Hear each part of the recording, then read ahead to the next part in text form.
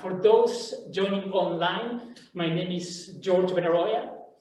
During the day, I work as a CFO in the past with Procter & Gamble, Tetra Pak, Biostore, and now with private equity.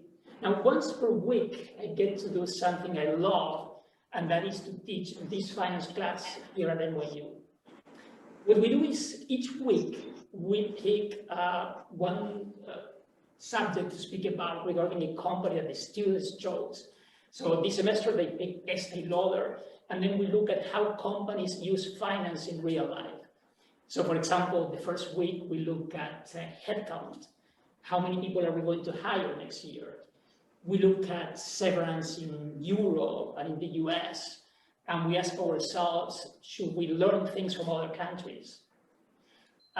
The other thing that we do is to try to look at different opinions. So when we go into, for example, pricing on the second session, we look at the fact that one skincare cream sells for $20, and we look at salaries in New York, which are 56% higher than in El Paso, Texas. And we think about, should we have a local, national, or global price list? So the idea is that in these global companies, we have different opinions. And so we try to foster the same thing in the class, to look at pros and cons. Now, the other thing that we do is to invite two senior executives each semester to tell us, how they make decisions in real life. And today, I'm quite happy that Mrs. Georgia Garinos Melenikotou is joining us. Let me tell you about her. When she was 39, she was named president of the Beauty Global Business Unit at Johnson & Johnson. She received the Fulbright Award for Global Business Leadership and has appeared at Age's Women to Watch. As Executive Vice President, Corporate Marketing at Estée Lauder, she led the company's digital-first mindset and reported directly to the CEO. When she retired from that position just a few months ago, Fabrizio Freda, Estée Lauder CEO, pointed out how she enabled a consumer-centric marketing organization. She earned an MBA from the Massachusetts Institute of Technology and is a board member at MIT and other organizations. Now, we've been communicating basically at midnight because she's extremely busy. In fact, it's 10 p.m. now where she's calling from. So on behalf of all my students here and those of you joining online, I would like to say thank you. Thank you for joining us.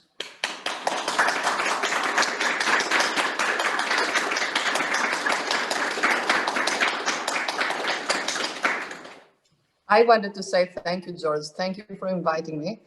This is strange times. It's strange for me to see the class with everybody in a mask. I'm the only person in this call that I don't have a mask, and I feel a bit strange. Maybe I should wear one to feel the same like you. So it's I've been involved with education for many years now because it is also a passion of mine, and it's strange to see that new configuration of the class. So I hope everybody is doing fine and everybody's enjoying learning and moving ahead in life in those strange times and taking the lessons to actually do better in the future.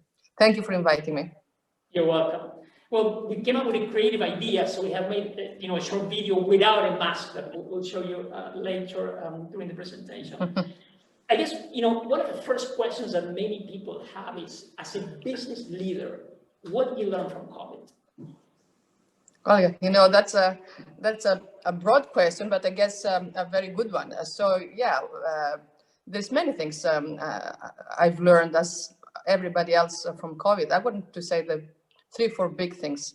As you said, I've been leading a digital transformation at Estée Lauder for many years, for almost 10 years. And, we had chief digital officers reporting to me. We had this, we had that. And digital penetration on e-commerce penetration in that period moved from 2% to 12%. And then COVID arrived, and in just 3 months, it moved from 12% to 30%. So the best chief digital officer, it was COVID. So we have achieved in 3 months the same quantity of transformation that we have achieved in 12 years. That as a company, as well as an industry, as well as the world. So the number one learning that I had and everybody had is that digital transformation now, it's a reality. It took a long time to get there, but COVID did it in a very, very fast way. And that has profound implications to all business models, to the way we do business and to the way we do marketing. And I'm sure that there will be questions about that. But that's here to stay. There's no way back to that.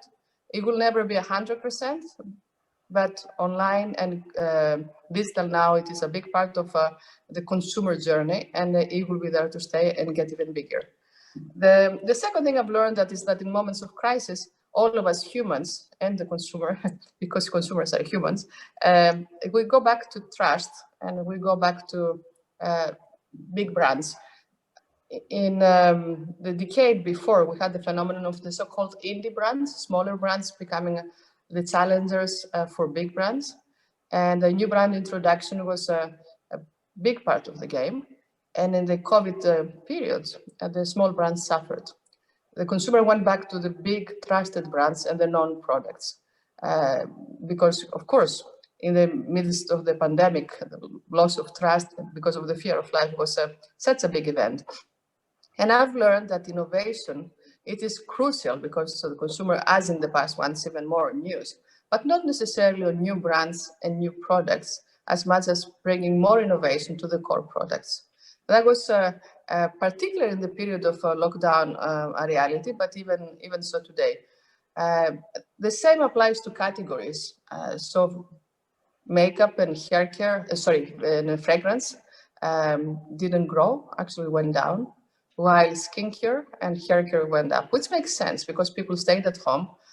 So you can imagine the implications of that to our supply chain, to product development, to everything. So we were in a situation that makeup was exploding to a situation that makeup is going actually down across the world, and the same for fragrance. So any category that had to do with well-being, health, staying at home did extremely well, while the categories that had to do more about us going out and making ourselves more beautiful to the others, such as fragrance and makeup, had suffered. So that had tremendous implications to the way we operate, and it required a tremendous agility for us to change the machine and focus on these new categories.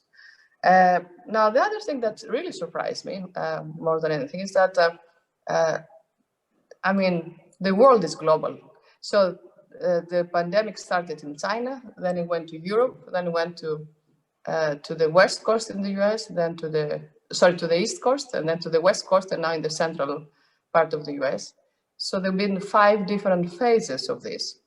And the consumer reacted the same way in all those phases. So what we have learned in China back in January is exactly what happened in Europe in March. It's exactly what happened in the US in the East Coast in April, etc., etc. So this it's a very important point because, you know, globalization made it more easy for people to actually have the same trends and the same reactions, but also because COVID had implications to existence. People reacted in a very basic way that it's beyond nationality, color, or ethnicity. So again, when it comes to changes of behaviors on the channels or the categories, they were identical all over the world. Of course, the percents may be different, but the same trends all over the world. So the world is round, actually. It's flat, quite flat. It's quite scary. And the last learning is the requirement for plan A, plan B, and plan C, because, you know, truly all of us hoped and still hope that this strange situation will end up soon. And we ask ourselves, how do we plan for it? I mean, for the top line, the bottom line, the categories, and we realize that it's very hard to plan because of this lack of complete control of our destinies, and when we're in, where we're out, and what happens to the retail business, etc., etc. So we learn that you need to have plan A, plan B, and plan C. So more than ever, and now we operate in scenario planning.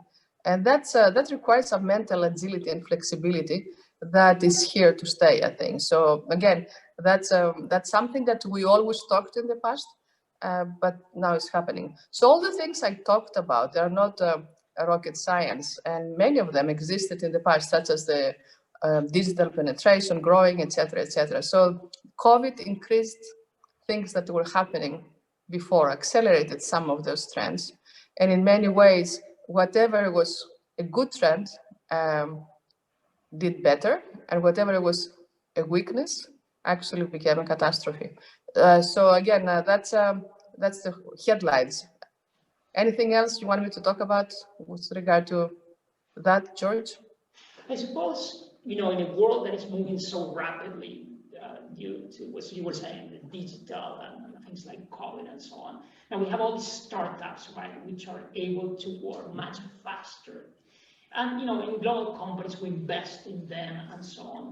But in general, what would you say that global companies or global brands can learn from startups?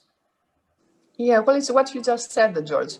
I mean, the small companies, first of all, because of their size and the lack of layers, they're just more agile and more fast. And big companies don't have that capacity, at least in the past. Now, because of COVID, you have to change very fast. So again, having that organizational agility and speed of decision making is a necessity. The small companies have that, and the big companies have to learn how to do that, and they are learning. The winners actually adapting to that model. Also, the small companies have this founders entrepreneurial mentality. It's all very personal, and it's all about the outcomes to the consumer rather than the politics of the business. And there's a founder there that his or her life depends on the business because it's really personal. And that is a tremendous asset. So again, in the bigger organizations, you lose that because, of course, there's so many layers and so many more people. I've been fortunate in my career to have worked in so many companies and been boards of companies that are the founders and the owners were still around. That's a tremendous asset. That gives that sense of trust, anchorage, and entrepreneurship that is necessary that big organizations have to foster. That is, it's difficult to maintain. And when you become a billion or 10 billion or $100 billion company, it's really hard. On the flip side, however, big companies have processes, have built capabilities. So, we're talking about this just before. In the COVID situation, companies like Estée Lauder or Procter & Gamble or Walmart, they were able to pivot very fast into digitalization because they had the funds and the capabilities. If you're a small company and you don't have that possibility because you don't have the capability and the money, it's hard. So the scaling capabilities of the big companies are enormous. And in this world, that matters because, size matters. We live in a global world that you cannot play if you're too small. The big companies also have a network, the global network, that it's a tremendous asset in scaling. So, in truth, the ideal is to combine the best of both worlds, to have the capacity of scaling, of processes and capabilities and network of the big organizations, and then the agility and the entrepreneurial spirit and the speed to action of the small organizations. So that's where the winners are moving now. So after COVID, many big companies are thinking that way, and they're building what we call a network ecosystem. So, a big company, instead of being an organization of many layers, we think of it as small communities of an ecosystem, and that is the way that we're thinking of organizing ourselves, and many companies actually already pivoted to that model. So at a personal level, would you recommend family or friends or our students to go and work for a global company? Well, I'm biased, as you can imagine. Yeah. But, I don't think there are rules. I think you have to go for growth companies. To me, what matters the most is to be in an organization where there are opportunities, particularly when you start your career. So if you enter an industry or a company that has that opportunity, chances are that you will grow your career. So personally, I like growth companies. It so happened that, all the companies, when I entered, they were small, and when I left, they were big. But the reason why I joined them is because there was this potential, that opportunity. Also, as I said, all the companies I worked with, Johnson & Johnson, Estée Lauder, Bacardi, where I was in the board, Almirai that I'm now, and the two new boards I just joined, Inspire and Primox, they all have this duality of a big global growth ambition, but also a founder around. J&J was a private business and became public in the 40s, and the family was involved in the 50s and 60s, not anymore, by the way. Estée Lauder, Mr. Lauder, Leonard Lauder is still around, and he's the owner, and it's a public company, and the same for Bacardi, etc. So I like this combination of owner plus global ambition. I think that's the ideal. So that's what I recommend to the many people I coach.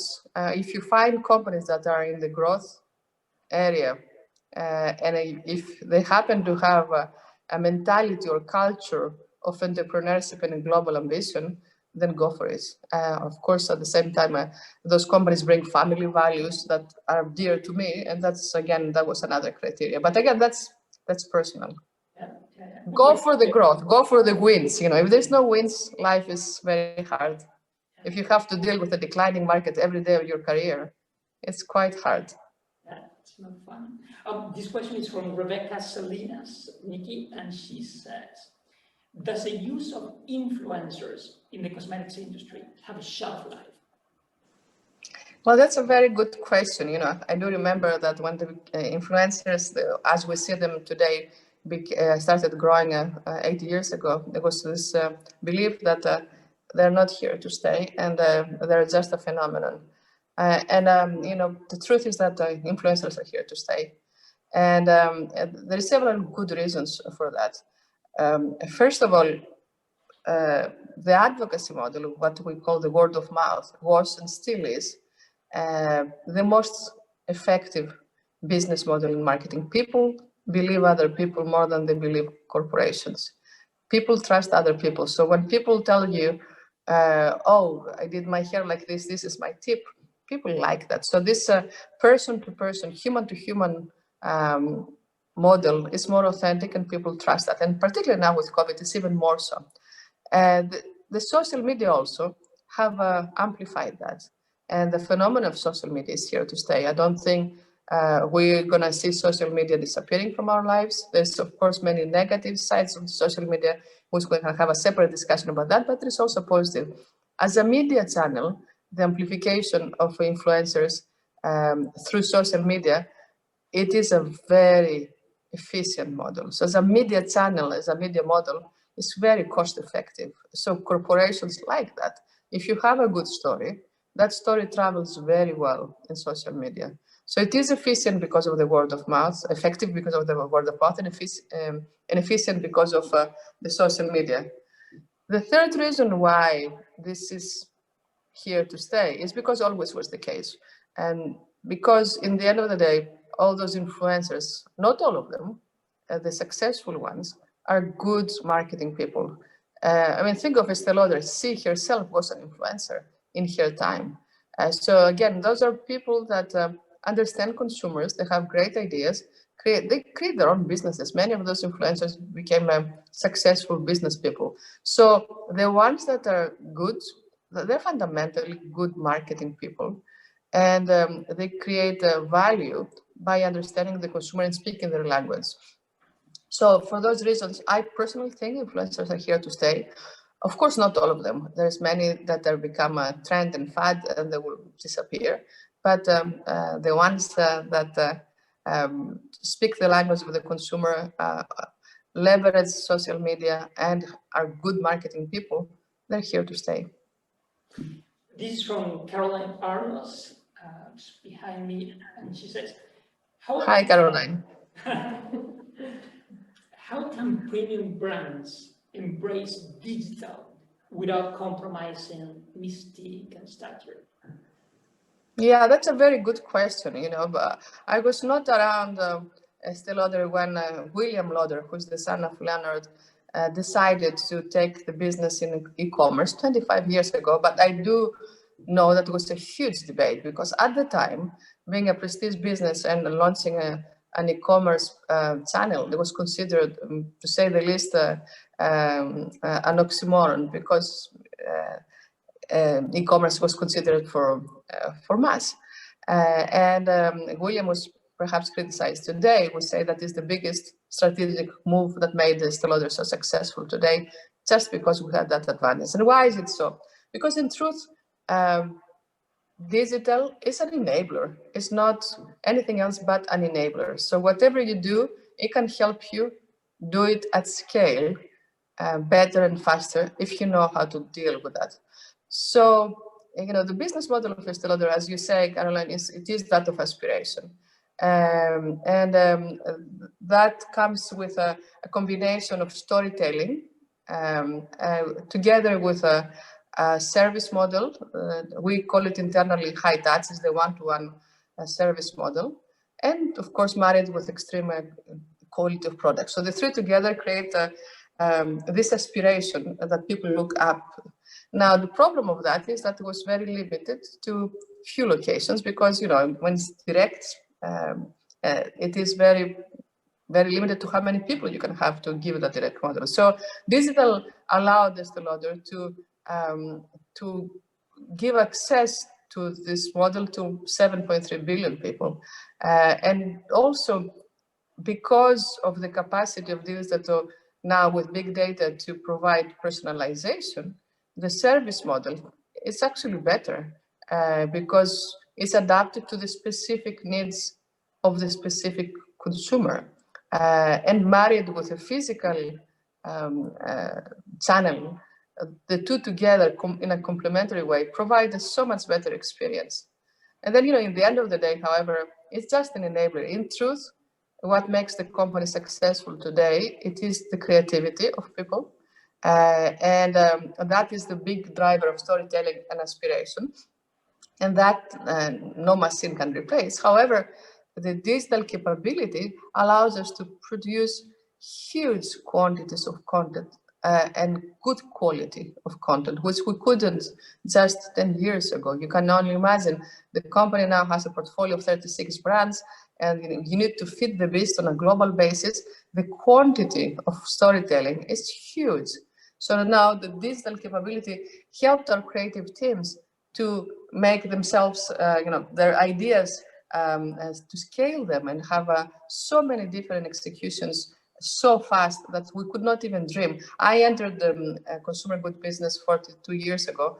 I mean, we had like 10 pieces of creativity a day. Now we're talking about 10 millions a day. So, the scale of the quantity that we're talking today about of content is huge. So again, all in all, when used correctly, digital is a tremendous enabler and gave the possibility to Estée Lauder to have this aspiration model at scale and truly erase the disadvantage that the company had versus mass. Mass was accessible to everybody, while the prestige business was in very selective channels. Now it's accessible to everyone, but always with that aspiration capability that is driven by storytelling and content, and as well as the quality of the products. And again, it is in the synergy with the physical channel that provides this tremendous experience. It's not one or the other, but digital alone is a tremendous enabler. It's just like electricity 100 years ago. This is it just makes things bigger and better if you know how to deal with it. So this is a blended class, and some students are taking it from other cities. Rachel is joining from LA, and then we do another session at night for our students in Asia. And some of them have joined, others will listen to the recording. Now, before I ask a question, which is coming from one of these students, I would like to point out that Ms. Garnos lives in 8 countries. 7 of which during her 26 years career at Johnson & Johnson. And the question from this student, Tianfeng Sun, is this.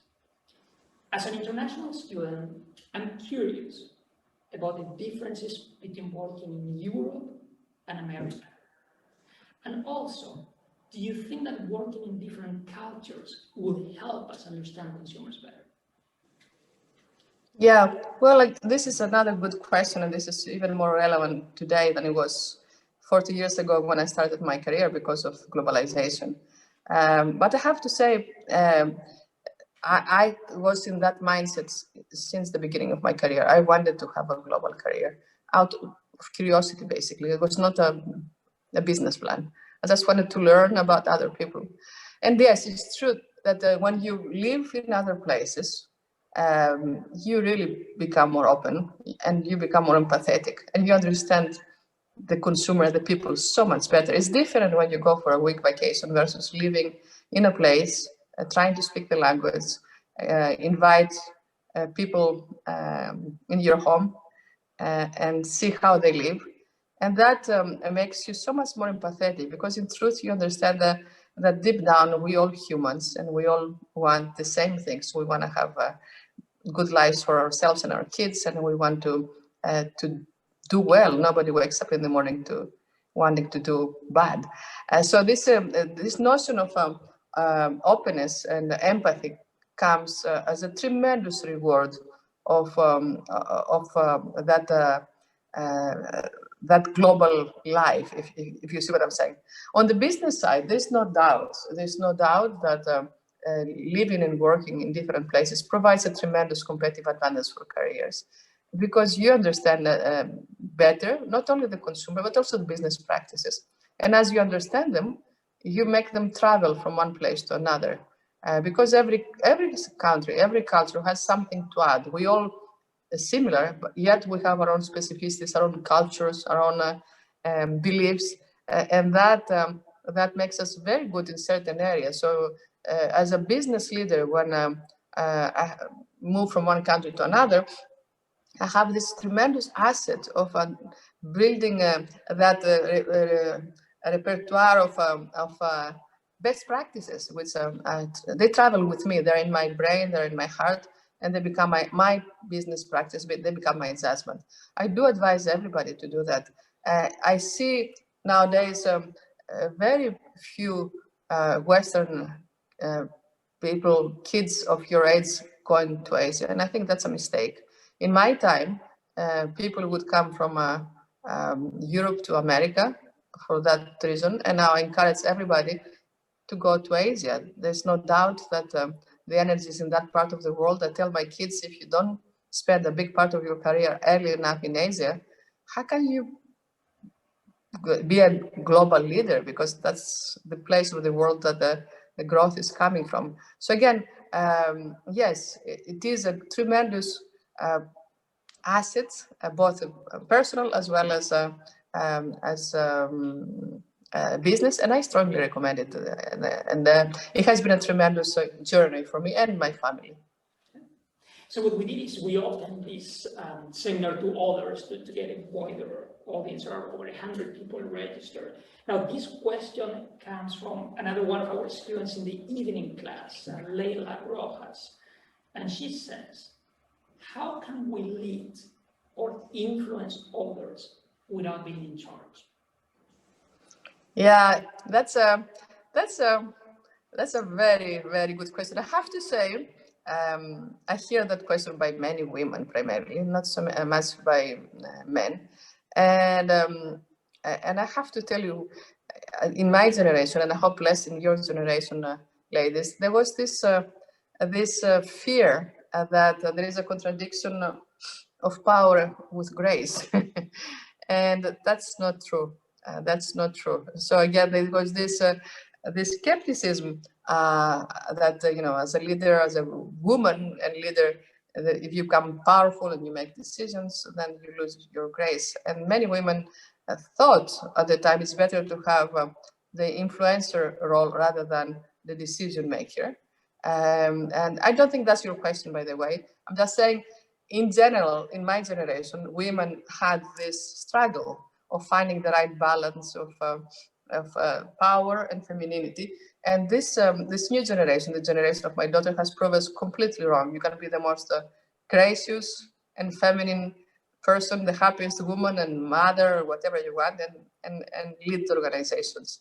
Now, your question is it's a very good one, because in truth, in today's matrix global world, every leader, man or woman, has to exercise both muscles, that of direct decision making and power that comes from that, as well as influencing, which, you know, again, it's not a matter of being a woman or a man. Everybody has to learn how to do that. And I would recommend that in building your career, you move from roles that are more direct decision making to roles that are more in influencing, because you need to have both understandings. I tell you, influencing is more difficult and complex than direct decision making, because you have to manage a big number of stakeholders, and in many of them you don't have direct power. So again, understanding what is in it for them and making sure that your agenda delivers the agenda also of the other person in front of you is more complicated versus having the power of authority of decision making, which is simpler. But as I said, men and women in today's global matrix world, they need to play that game, and it is complicated. But you know, again, as you grow your careers, when you go to roles that are more influencing rather than decision making, more in functions rather than running businesses, then you build that muscle, and you have to build that muscle to become a CEO or to become a C-suite person. You have to have the capacity to make decisions and have the authority, as well as to influence others through stakeholder management. And both are important. The second, in my view, is a bit more complicated. I don't think women have a particular talent for one and another. I think culturally, we're raised with a belief that we're better for influencing versus decision making. This is not true. I think what's connected more to the fear we had in my generation, that if we go too much on the direct power, we lose our femininity, which is absolutely wrong. Now, let's think both from a man point of view. So like, go back to this idea of my day job, but also for women, right? How can companies make it easier for women to have a global career? What can global companies do? Yeah, well, it's a good question, George. It's a very good question, because now men and women have careers. It was perhaps easier 40 years ago when women would follow men in their global careers. Now, in this new generation, it's so much more complicated to manage a family life and a global career, because you have to move two parts of an equation plus children. I'll tell you, it's complicated, and it requires investment from both sides, the company as well as the person. But in my view, despite the pain, it pays back on both sides, and it is worth doing. I was very fortunate to have had an employer in my early years, Johnson & Johnson, that it was extremely helpful for women that had that dream. First of all, the company has still even today daycare centers in every big facility. So, you know, my children would come to, I think my son has been to Japan 5 times by the time he was 6. I would take my kids with me, and they will stay in daycare, and then they will come to my hotel in the evening. So that was a tremendous asset. So for my kids, that was normal. For me, it was a relief to be able to do a global career and travel and have the capacity to be a mother. Now, this is important for men and women. Today, as I said, both have the ambition to become career people and family people. So men want to be close to the kids as well. So companies have to invest in providing help for moving families and making mothers or fathers able to have their kids around as they travel. I see some companies doing it better than others. Some see it as a cost and they cut it because it is expensive for companies to deal with expatriation. On the average, it costs 2.5 times more versus a local employee to expatriate somebody. So you can imagine how difficult it is, particularly nowadays because of COVID, that everybody wants to cut costs and cut corners.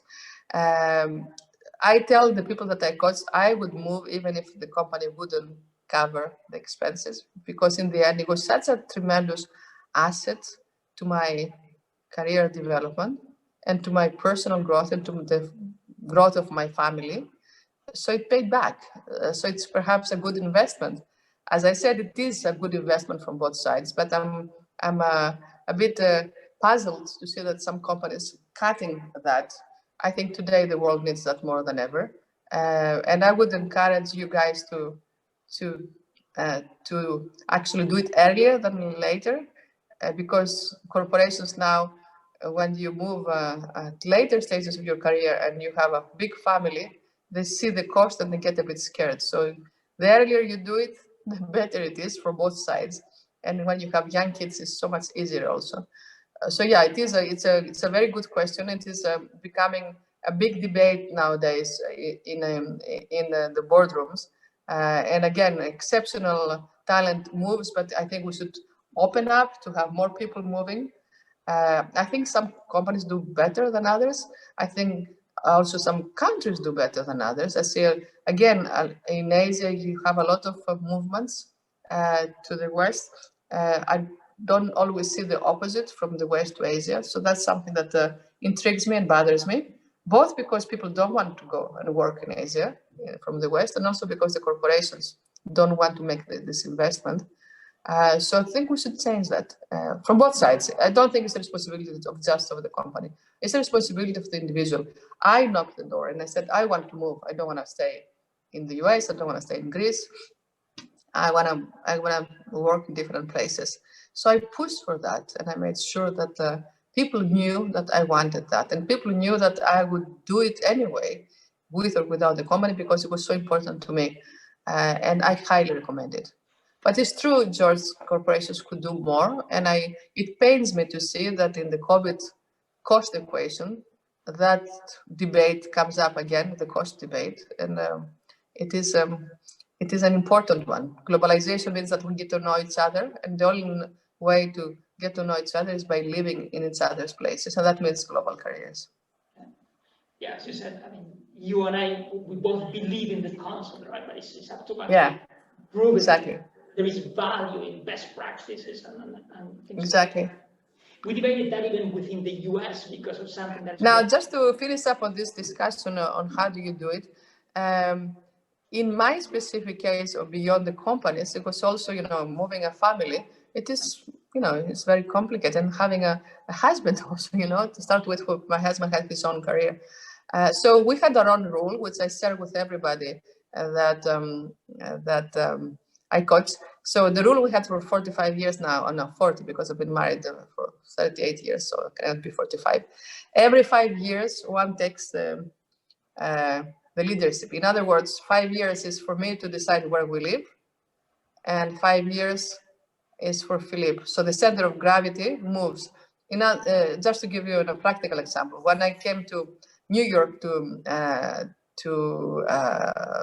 be with Estée Lauder, which is 11 years ago, for the first 5 years, my husband was in France because that's where his business is. He has his own company, and he was basically commuting every weekend. And then he moved to the US. And then one of the reasons why I retired relatively early, I'm only 61, is also because my time is off.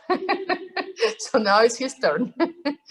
So we have a rule. It has to be a fair deal also in the couple and in the family, as well as in the business. So, again, I'm talking always about two sides of the coin, and, making sure that as you create your career and you build your family life, the other side also thinks there's a fair deal, and creating that capacity is so important, because again, when you move around, you move your families, it's great for the kids.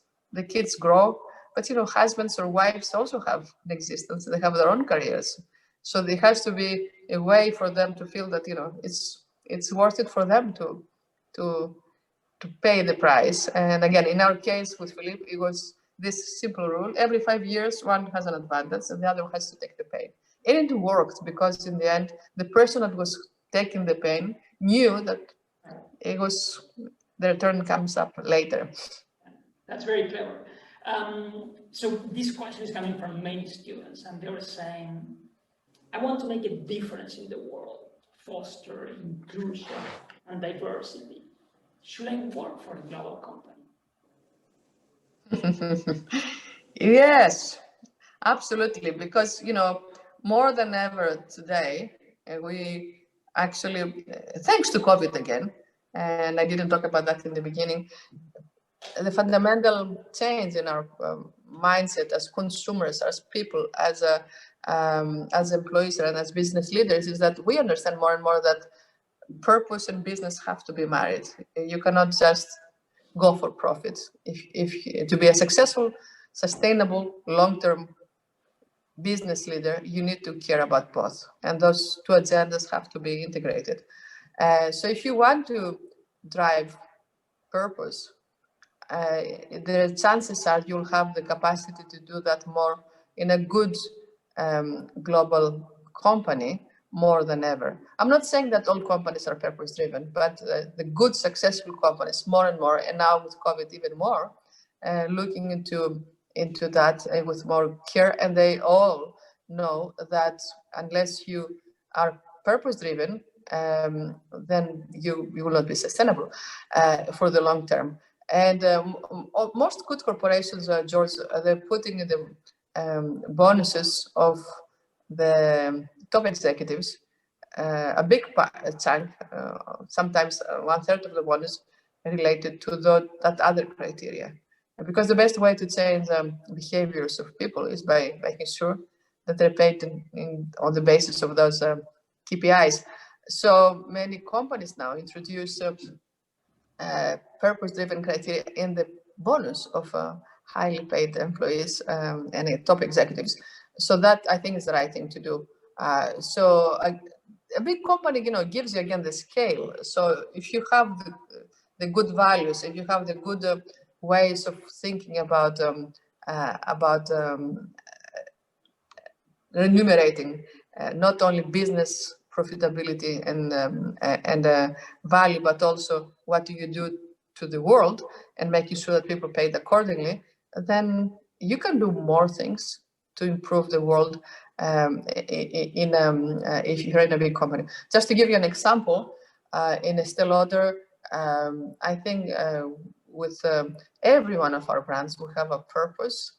For instance, MAC has created the AIDS Foundation, and every year they're raising close to 250 million.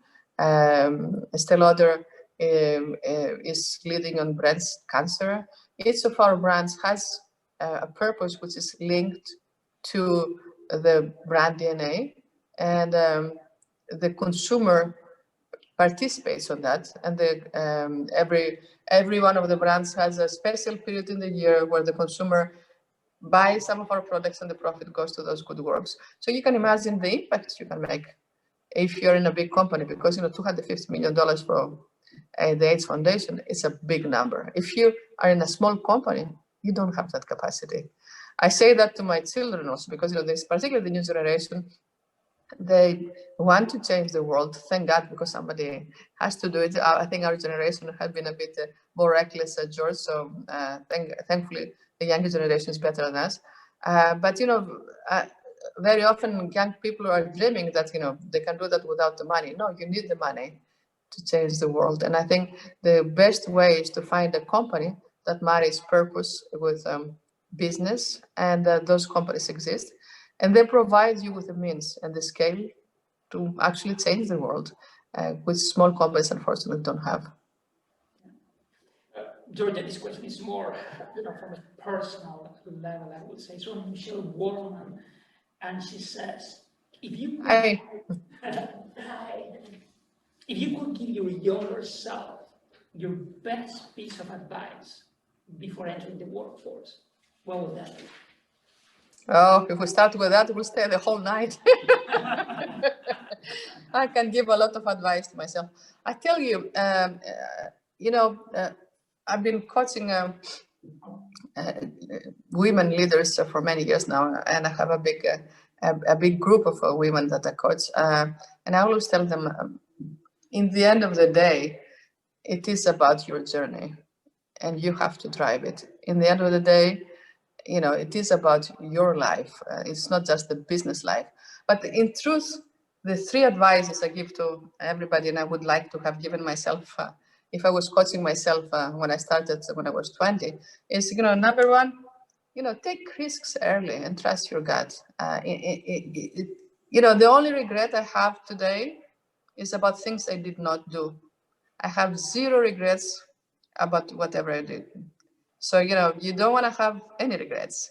But, the only regrets I have is that there's certain things I wanted to do, I did not do it. So don't do that. Take risks, go for it, and do what you like. So that's the number one advice. The number two advice is that, in the end of the day, be nice to yourself. It's a long journey. You're going to be working for 60 years. You're going to have ups and downs. It is about your self-confidence, and it is about understanding that you decide how much power you give to other people. When you're young in a career, in the beginning, you don't have that self-confidence. You look for appreciation too much, and you give too much power to others to judge you. And the corporate systems have all those methodologies of performance appraisals every year to tell you how good or how bad you are.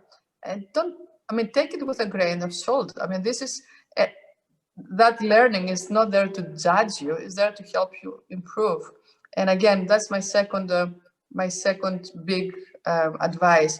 Just be nice to yourself and know that you're exceptional. And everybody makes mistakes. You will make plenty. And it's not about others to judge you because you made a mistake. It's to learn from that and improve and do better next time. That's the second learning. And again, remember, you decide how much power you give to the others to judge you. So if you take it differently, if your identity is more important to you than your image, then you will feel so much better and you will do so much better in your career. The third advice I give to everyone is about networks. As you build your career or your personal life, you need to have those communities that will always support you. The mistake people make is to go and build a network where they need help. No, it's the other way around. You build the network by giving, and then you get. If you want the network only want to get, nobody's going to get you anything. Again, it's back to that fair deal thing. You have to get to give. You have to give to get back. So those are the three rules. And I often, I have two children who are in the work life for years now. My son is a consultant. My daughter is an architect. And I always tell them, if you had them here, they will tell you, Mom always said there is three rules: work, and network. So you have to work and take risks, and then you have to work on yourself and make sure you love yourself. And then you have to have a network around you to support you. But in the end of the day, those are, it's all about your journey, and it's all about making sure that you're building a life that is meaningful to you. And remember, it's all invented in the end of the day. There's no rules. The only rule is that it's all invented. So again, as long as you think like that, then you will succeed. One question I always ask the people I coach is that, who will be the hero in your autobiography? You don't want to be your mother, your father, your employer, your husband, your children. You want to be the hero in your autobiography. You're writing that book. So ask that question every year to yourself. Am I the hero of my autobiography, or is somebody else becoming the hero? And you're writing a book, you're writing your story, it's your journey, and you have accountability and responsibility to yourself.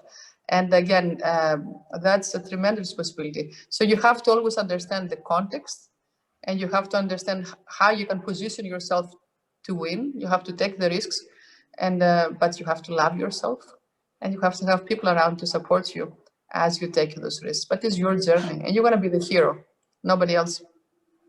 This is excellent, really inspirational. There are some of my colleagues who are helping me. One is Natalie Mayer, who is our host, and is making all this possible. I don't know if you can see her picture. Thanks very much, Natalie. And Ria is also leading the Q&A, and we will get to that so we can pick up one or two questions. Now, the students made a quick short video without a mask, and Natalie, maybe if you could play to tell you how much we appreciate what you're doing for us. Thank you.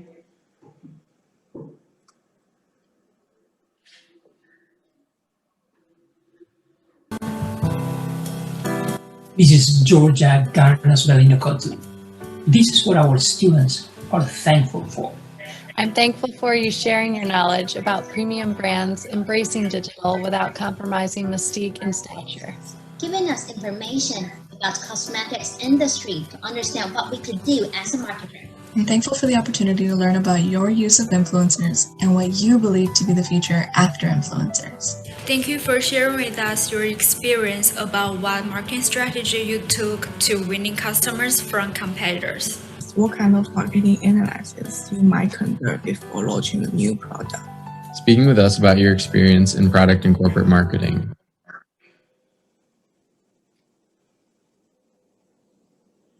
There is more coming, there is one more. So this is,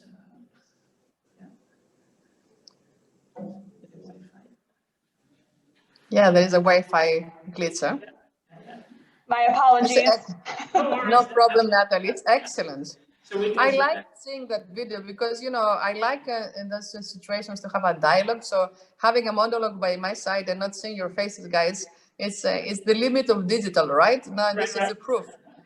I mean, it's a tremendous enabler, but there is some limits, and the physical is always needed. So if we have the time, George, I'd like to have a dialogue with the people in the room or on the phone.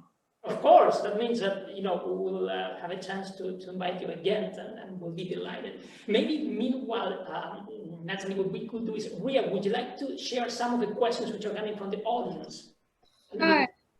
Hi, and I would just like to say welcome, everybody, and Georgia. I'm truly inspired by this talk, and we're really glad at IMA that we could support this to happen. So we'll start with our first question, which is asked by Omar Deacon.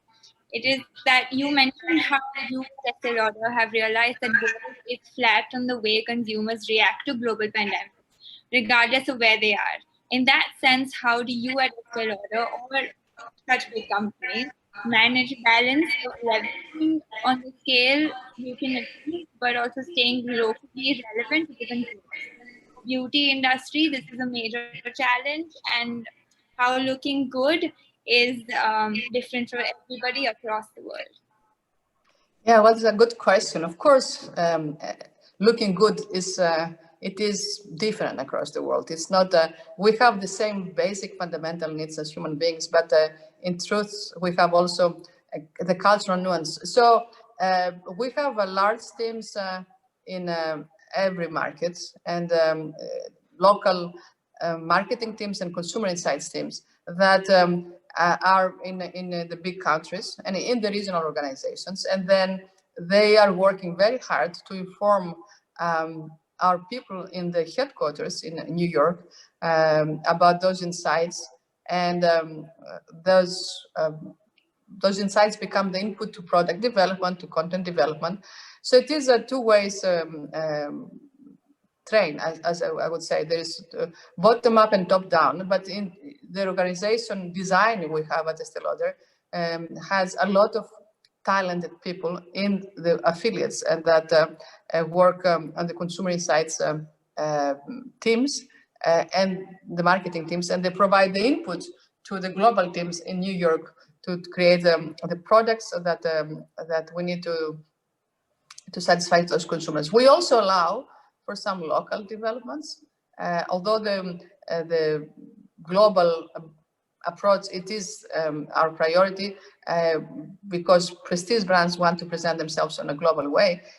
For big affiliates, we allow for local developments. For instance, China does their own developments for a big percent of their content. And when it comes to social media, we have that capability in every affiliate. So there is a possibility for all affiliates to actually create content. So again, it is all about local relevance, and it is about having the organization in place to provide that understanding of the consumer and provide them the input to the people in the center who make decisions on product development to then ensure that we have that deeper understanding of the consumer, because the consumer is not the same. What I meant before is that in the basic needs, when it comes to categories, acceleration of digital, trust of the brands, those are global, fundamental human needs. But the way that we think about our hair or about our colors, there's certain things that are global, but a big part is local, and that's why we have local teams. I think we have time for one more question, Ria. Okay. In the interest of time, I'll ask the most important question that everybody in this room or class is worried about. As we're progressing and we'll start finding jobs soon, and like everybody is going to be at an entry level of finding jobs at such big companies like Estée Lauder's and more. We would like to know what are the skills that you think are the most important that freshers should acquire in both, like now that digital transformation is happening so dramatically, in that or in e-commerce? Yeah, well, there's two things I think I'm looking at. First of all is the capabilities. As you say, the world is becoming by a big percent digital. So, you know, your generation has to master that beast much more than my generation. So understanding that it is important. But I'll tell you, more than that, I'm always looking for character and mental agility and the leadership traits of a person. I think, you know, in the end, this new world evolves in a situation that the new generation will have to change careers and directions several times, much more than me. In my generation, we had to be always in one pathway, and then that was the end. In this generation, you will move from one function to another and from one country to another much more than in my time. So that requires a tremendous mental agility and adaptability and resilience. And those traits of the character traits is what I'm looking more than just the capabilities. So again, one side is the capabilities, how good do you know the area that you're interested, be it marketing and digital, it is at the core of marketing, etc., etc. But the second, and in my view, most important, is the leadership traits. I have to tell you, when people come to be interviewed by me, I take it for granted that they're excellent in capabilities, because there's so many other people before that have already filtered that. And I only look for the leadership and I look for the character. It was Winston Churchill that said, I think, that of all human qualities, I value character because character activates every other quality. So again, that resilience, that mental agility, that stamina to be able to change and continue keeping your energy back up in this complex and volatile world is the number one thing I'm looking at. Well, I'm afraid we don't have time for more questions, but we'll send you the video, the whole video. Dee, which is one of the students, was coming with others, and she did all the work and so on. But look, you know, I would say from the bottom of my heart, thank you so much for joining us. I know that everyone, also the ones who joined online, really appreciate it.